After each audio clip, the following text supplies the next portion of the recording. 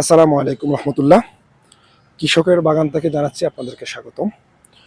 খুব সুন্দর একটা বাগানে আসছি আমি এই মুহূর্তে। এটি হচ্ছে গ্রীষ্মকালীন টমেটো বাগান। এখানে আধুনিক পদ্ধতিতে চাষ করা হয়েছে টমেটোটা। এটি হচ্ছে আমাদের মুহিব ভাইয়ের বাগান। এর জাতটি হচ্ছে গিয়ে বাড়ি 8, 20 জায়গার পরিমাণ। গাছের বর্তমান বয়স প্রায় 1.5 মাসের কাছাকাছি, কিন্তু ফুল চলে আসছে। ফুল প্রতিটা গাছেই ফুল চলে আসছে।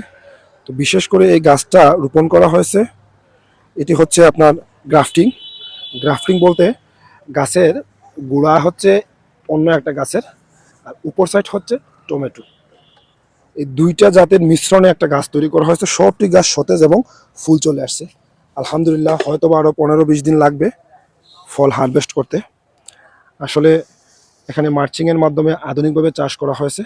আপনারা কৃষক যারা আছেন, যদি গ্রীষ্মকালে টমেটোটা চাষ করতে চান, অবশ্যই মার্চিং পেপার দিয়ে করবেন এবং উপকৃত হবেন। ধন্যবাদ সবাইকে, ভালো থাকবেন। আসসালামু আলাইকুম রহমতুল্লাহ।